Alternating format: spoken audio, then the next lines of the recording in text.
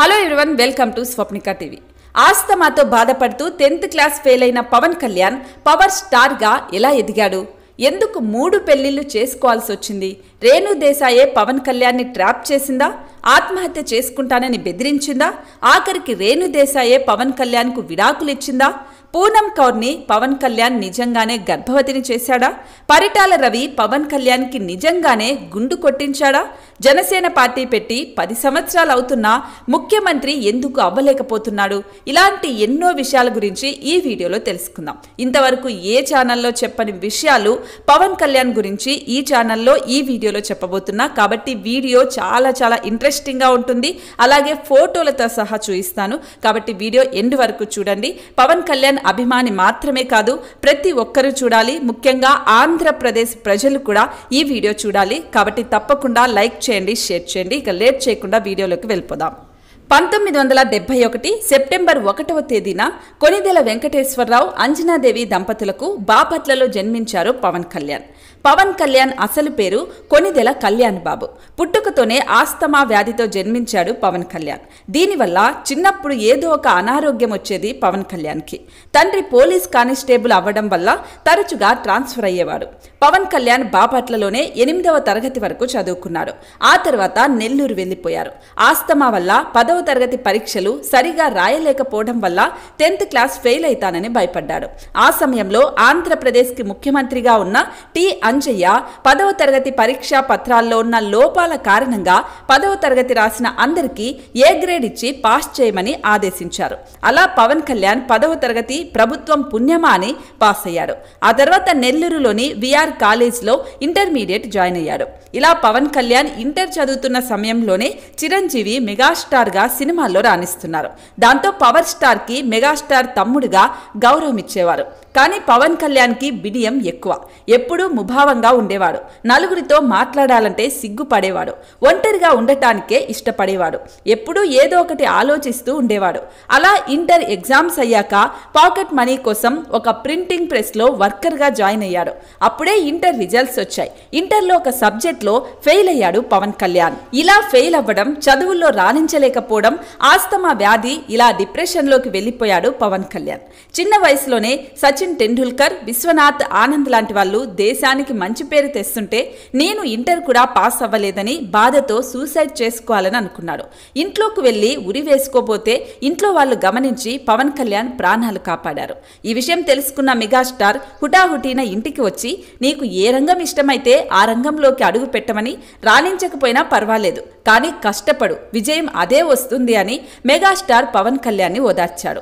ఎలాంటి సహాయం కావాలన్నా నేనున్నానన్న విషయం గుర్తుపెట్టుకో, పిచ్చి పిచ్చి ఆలోచనలు పక్కన పెట్టి కెరియర్ మీద ఫోకస్ పెట్టు అని స్వీట్ వార్నింగ్ ఇచ్చాడు మెగాస్టార్.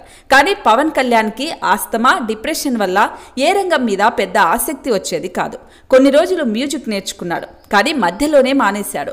అలాగే కంప్యూటర్ ప్రోగ్రామింగ్ నేర్చుకున్నాడు, ఇది కూడా మధ్యలోనే వదిలేశాడు. ఇలా 2 సంవత్సరాల్లో 30 రంగాల్లో ప్రయత్నించి మధ్యలోనే ఆపేశాడు. ఈ సమయంలోనే పవన్ కళ్యాణ్ మనసు ఆధ్యాత్మికం వైపు మళ్ళింది. రామకృష్ణ పరమహంస, స్వామి వివేకానంద, ఆధునిక మహాభారతం లాంటి పుస్తకాలు చదువుతూ ఒక గదికే అంకితమయ్యాడు. ఇది చూసి పవన్ కళ్యాణ్ పిచ్చివాడవుతాడేమో అని తల్లి అంజనాదేవి భయపడింది. వెంటనే చిరంజీవిని పిలిచి తమ్ముడిని పట్టించుకోరా, పిచ్చివాడయ్యేలా ఉన్నాడు అని గట్టిగా అరుస్తూ బాధపడింది అంజనాదేవి. అప్పుడు మెగాస్టార్, కళ్యాణ్ నీలో ఒక గొప్ప వ్యక్తి దాగి ఉన్నాడు. ఎవరి నుంచి ఏ సహాయం ఆశించని గొప్ప వ్యక్తివి నువ్వు. కానీ ఇలా ఒక గదికే అంకితమైపోతే నీ సమయాన్ని నువ్వు వృధా చేసుకున్నట్లు అవుతావు. నువ్వు కూడా నాతో పాటు సినిమాల్లో హీరోగా నటించు, నీకు మంచి భవిష్యత్తు ఉంటుంది అని చెప్పాడు మెగాస్టార్. దాంతో పవన్ కళ్యాణ్ నేను డైరెక్షన్ డిపార్ట్మెంట్ లో అసిస్టెంట్ డైరెక్టర్ గా జాయిన్ అవుతానని చెప్పాడు. కానీ మెగాస్టార్ ఎందుకు ఒప్పుకోలేదు. నువ్వు ఖచ్చితంగా హీరోగానే ఇండస్ట్రీలోకి అడుగు పెట్టాలి అని తెగేసి చెప్పేశాడు. అలా అన్నయ్య అంతలా చెప్పడంతో పవన్ కళ్యాణ్ కూడా ఓకే చెప్పేశాడు. వెంటనే యాక్టింగ్ స్కూల్ కి సత్యానంద్ కి ఫోన్ చేశాడు. తమ్ముడికి యాక్టింగ్ నేర్పించు అని చెప్పాడు. అలా పవన్ కళ్యాణ్ సత్యానంద దగ్గర 3 నెలలు యాక్టింగ్ నేర్చుకున్నాడు. ఈ 3 నెలల్లోనే పవన్ కళ్యాణ్ లో ఉన్న ఒక గొప్ప విషయం తెలుసుకున్నాడు సత్యానంద్. అదే దృఢ సంకల్పం, పట్టుదల. పవన్ కళ్యాణ్కి పెద్దగా ఆశలు కోరికలు ఉండవు. కానీ ఏదైనా కావాలి అనుకుంటే అది సాధించే వరకు వదిలిపెట్టడు.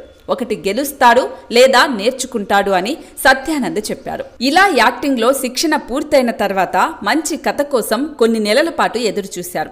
ఈ సమయంలోనే పవన్ కళ్యాణ్ మార్షల్ ఆర్ట్స్ కున్ఫూలో ట్రైనింగ్ తీసుకున్నాడు. ఆ తర్వాత వివివి సత్యనారాయణ దర్శకత్వంలో అక్కడమ్మాయి ఇక్కడబ్బాయి సినిమాల్లో హీరోగా పనిచేసే అవకాశం వచ్చింది.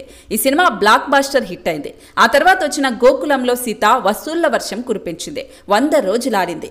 గోకులంలో సీత సినిమాలో రాశి అయితే హీరోయిన్ గా బాగుంటుందని చిరంజీవి భార్య సురేఖ చెప్పడంతో అప్పుడు రాశి కూడా హీరోయిన్ గా టాప్ లో ఉండటంతో హీరోయిన్ గా తీసుకున్నారు.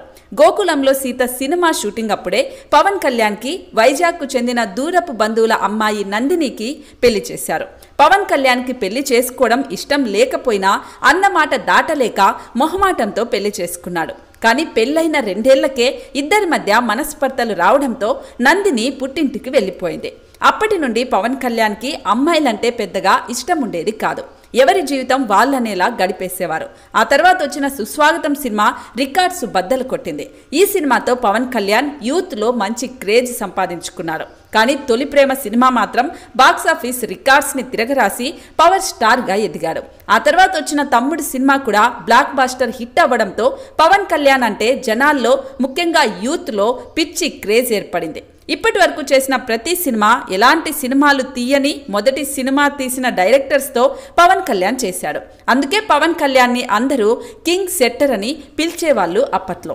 అలా అప్పుడప్పుడే దర్శకుడిగా సినిమాలు చేస్తున్న పూరి జగన్నాథ్ దృష్టి పవన్ కళ్యాణ్ పై పడింది.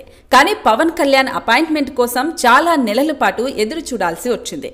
అలా ఎదురు చూసి ఫైనల్ గా బద్రీ సినిమా తీశాడు పూరి జగన్నాథ్. ఈ సినిమా తెలుగు సినిమా రికార్డులను బద్దలు కొట్టి అంతవరకు పవన్ కళ్యాణ్ కి ఫ్యాన్స్ గా ఉన్న అభిమానులు భక్తులయ్యారు. బద్రీ సినిమా అప్పుడు రేణు దేశాయ్ పవన్ కళ్యాణ్ మీద మనసు పడింది. పవన్ కళ్యాణ్ కి ఆస్తమా ఉండటంతో ఒకరోజు షూటింగ్ లో ఈ ఆస్తమా వల్ల చాలా ఇబ్బంది పడ్డాడు పవన్ కళ్యాణ్. ఆ రోజంతా పవన్ కళ్యాణ్ కి రేణు దేశాయ్ ఒక తల్లిలా సేవ చేసింది. రేణు దేశాయ్ వ్యక్తిత్వం చూసి పవన్ కళ్యాణ్ ఇంప్రెస్ అయ్యాడు. ఆ తర్వాత కొన్ని రోజులకు రేణు దేశాయ్ పవన్ కళ్యాణ్ కు పెళ్లి ప్రపోజ్ చేయడంతో మొదటి పెళ్లితో ఇబ్బంది పడ్డ పవన్ కళ్యాణ్ నో చెప్పాడు. అప్పుడు రేణు దేశాయ్ కొన్ని రోజులు సహజీవనం చేద్దాం, మీకు నచ్చితేనే పెళ్లి చేసుకుందామని చెప్పింది. అందుకు పవన్ కళ్యాణ్ ఒప్పుకోలేదు. నా మొదటి భార్య నందిని నాకు ఇంకా విడాకులు ఇవ్వలేదు, ఈ టైంలో సహజీవనం అంటే కరెక్ట్ కాదు అని చెప్పాడు. అయినా రేణు దేశాయ్ వినకుండా చేయి కోసుకుని ఆత్మహత్య చేసుకుంటానని చెప్పడంతో ఇక చేసేది లేక ఎవ్వరికీ తెలియకుండా కొన్ని రోజులు సహజీవనం చేశారు. కానీ ఇంట్లో వాళ్ళకి అనుమానం, బయట మీడియా వార్తలు రావడంతో పవన్ కళ్యాణ్ రేణు దేశాయ్ని పెళ్లి చేసుకుంటానని ఇంట్లో చెప్పేశాడు. ఇంట్లో ఒప్పుకోకపోవడంతో తనే వెళ్లి ఆర్య సమాజ్లో పెళ్లి చేసుకున్నాడు. ఆ టైంలోనే ఖుషి సినిమా కూడా రిలీజ్ అయి సూపర్ డూపర్ హిట్ అయింది. ఆ తర్వాత 10 సినిమాలు వరుస పెట్టి ఉండటంతో ఆ సినిమాలు కంప్లీట్ చేసి వెంటనే ఇక వేరే సినిమా డైరెక్టర్లు ప్రొడ్యూసర్స్ సినిమా కథ అంటూ అప్రోచ్ అవ్వకూడదని తిరుపతికి వెళ్లి గుండు చేపించుకున్నాడు పవన్ కళ్యాణ్. నాకు సినిమాల మీద చిరాకు వేసి గుండు చేపించుకున్నానని, నాకు పరిటాల రవి ఎవరో కూడా తెలియదని స్వయంగా మీడియా ముందుకొచ్చి పవన్ కళ్యాణ్ చెప్పాడు. కానీ పవన్ కళ్యాణ్ విమర్శించే వాళ్ళు మాత్రం పవన్ కళ్యాణ్ ఒక భూమి విషయంలో పరిటాల రవి అనుచరులను కొట్టాడని, అందుకే పరిటాల రవి గుండు గీశాడని పుకార్లు క్రియేట్ చేశారు.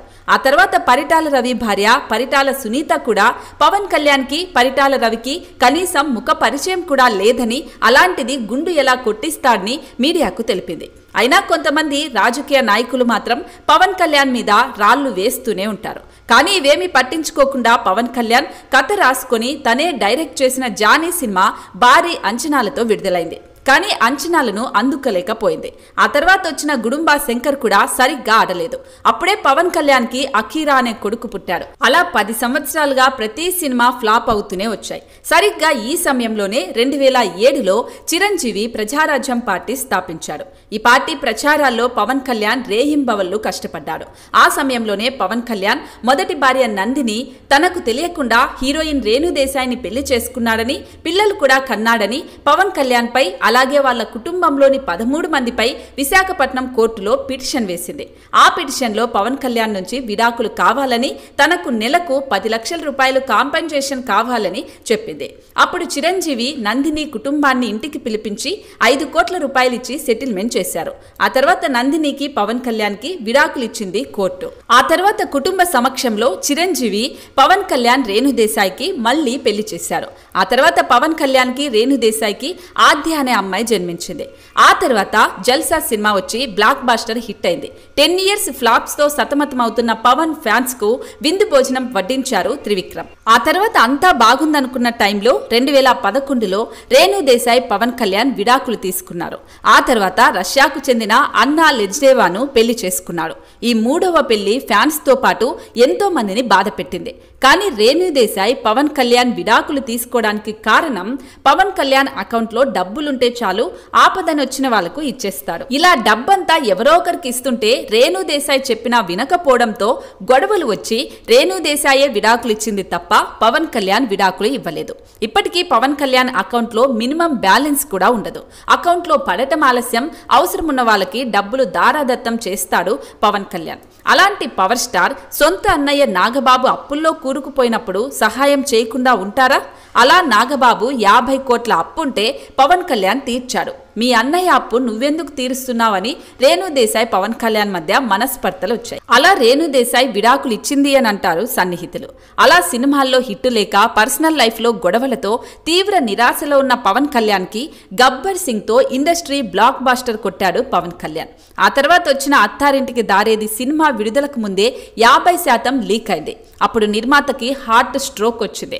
హాస్పిటల్లో అడ్మిట్ అయ్యాడు. అప్పుడు పవన్ కళ్యాణ్ హాస్పిటల్కి వెళ్లి మీరేం భయపడకండి, సినిమా ఆడకపోతే ఆ నష్టం నేనే భరిస్తాను అని భరోసా ఇచ్చారు. కానీ ఎవ్వరూ ఊహించని విధంగా 100 కోట్లు వసూలు రాబట్టి పవన్ ఖాతాలో మరో బ్లాక్ బాస్టర్ పడింది. అయితే 2011లో చిరంజీవి కేవలం మంత్రి పదవికి ఆశపడి పవన్ కళ్యాణ్కి ఒక్క మాట కూడా చెప్పకుండా ప్రజారాజ్యం పార్టీని కాంగ్రెస్ లో విలీనం చేశారు. అన్న వదిలేసిన ప్రజల కోసం తనే స్వయంగా 2014 మార్చి 14న జనసేన పార్టీ స్థాపించారు. కానీ 2014లో జరిగిన అసెంబ్లీ ఎన్నికల్లో పోటీ చేయకుండా టీడీపీ బీజేపీకి సపోర్ట్ చేశాడు. ఆ తర్వాత 2019లో జరిగిన ఎన్నికల్లో జనసేన 140 స్థానాల్లో పోటీ చేసింది. పవన్ కళ్యాణ్ భీమవరం, గాజువాకలో పోటీ చేశాడు. కానీ ఈ 2 నియోజకవర్గాల్లో పవన్ ని ఓడించడానికి వైసీపీ పార్టీ కోట్ల రూపాయలు ఖర్చు చేసింది. కానీ పవన్ మాత్రం నేను ఓడిపోయినా పర్వాలేదు, ₹1 పంచను అని మాట మీద నిలబడ్డాడు. కానీ వైసీపీ కుట్రల వల్ల ఓడిపోవాల్సి వచ్చింది. 140 స్థానాల్లో కేవలం 1 సీటు మాత్రమే గెలిచింది జనసేన పార్టీ. కానీ పవన్ కళ్యాణ్ ఎక్కడా నిరుత్సాహపడలేదు. గెలిచినా చేయాల్సింది ప్రజల సేవే కదా అని ఓడిపోయినా కూడా ప్రజల కోసమే పోరాడారు, సహాయం చేశాడు. కిడ్నీ బాధితులకు అండగా నిలబడ్డాడు. తలసేమియా రోగులకు బతుకు భరోసా ఇచ్చారు. ప్రజల కోసమే నా జీవితం అన్నారు తప్ప నేను ముఖ్యమంత్రి కావాలని ఏ రోజు నోరు తెరిచి అడగలేదు ఈ మహానుభావుడు. పేద ప్రజలకు కోట్ల రూపాయలు తన సొంత డబ్బు పంచిపెట్టారు.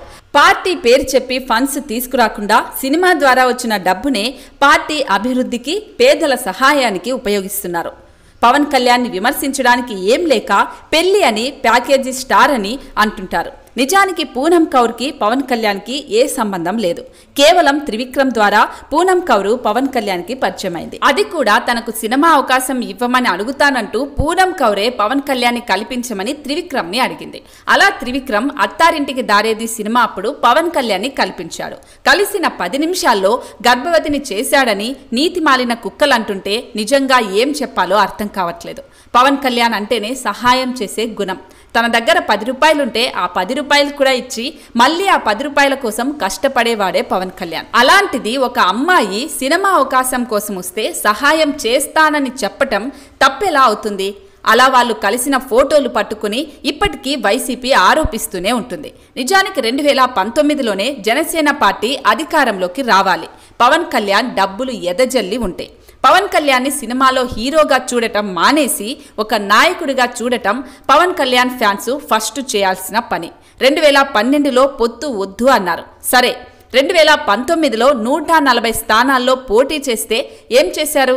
2 స్థానాల్లో ఒక్క చోట కూడా గెలిపించలేకపోయారు.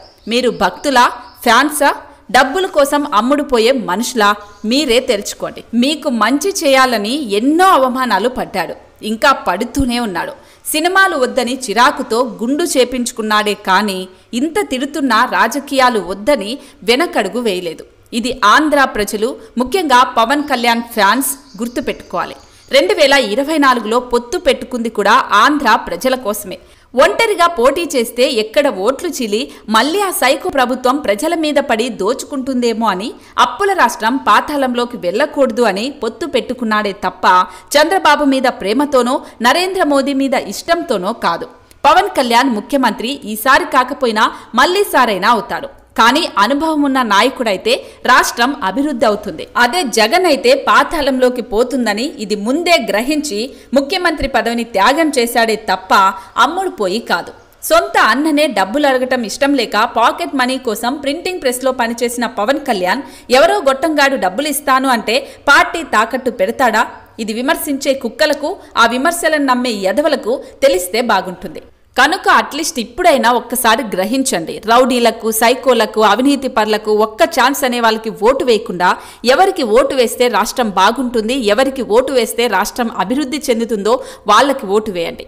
ఏదో థియేటర్లో సినిమా రిలీజ్ అయినప్పుడు వెళ్లి పాలాభిషేకాలు, కుంభాభిషేకాలు, హారతులు ఇవ్వడాలు, పేపర్లు చింపటాలు ఇది కాదు అభిమానం అంటే. మీకోసం 10 సంవత్సరాలుగా నడి రోడ్లో పోరాడుతున్నాడు, ఎంతో మందితో అనిపించుకుంటున్నాడు, అవమానాలు పడుతున్నాడు, అలాంటి వ్యక్తిని అసెంబ్లీకి పంపించాలి. అది ఎమ్మెల్యేనా లేకపోతే ఎంపీనా ముఖ్యమంత్రినా అనేది పక్కన పెడితే మీరు ఓటు వేయండి. ఓటు వేస్తే ఖచ్చితంగా అతను ఏదో ఒక స్థాయిలో అసెంబ్లీలోకి అడుగు పెడతారు. మీరు 2 చోట్ల పోటీ చేస్తే 2 చోట్ల ఓడిపించేశారు. ఇదేనా అభిమానం అంటే? ఇదేనా భక్తి అంటే? కనీసం ఇప్పుడైనా అంటే 2019లో ఎలాగూ మీరు ఓటు వేయలేదు, 2024లో అయినా ఓటు వేయండి. మీ ఇంట్లో వాళ్ళతో ఒక్కరితో ఓటు వేయించినా కూడా పవన్ కళ్యాణ్ ఎంపీనో, ఎమ్మెల్యేనో, డిప్యూటీ సీఎంఓ ఏదో ఒకటై అసెంబ్లీలో అడుగు పెడతాడు. సో ఒక పవన్ కళ్యాణ్ అభిమానిగా చెప్తున్నా, ఇప్పటికైనా జనసేనకు ఓటు వేయకపోతే మీరు ఆంధ్రాలో పుట్టి వేస్ట్. పవన్ కళ్యాణ్ ఫ్యాన్ అని చెప్పుకోవడం నిజంగా సిగ్గుచేటు. జనసేనకు ఓటు వేయండి. పవన్ కళ్యాణ్ని ఎమ్మెల్యేగానో, ఎంపీగానో, డిప్యూటీ సీఎంగానో అసెంబ్లీలో అడుగు పెట్టేలా చేయండి. జై హింద్.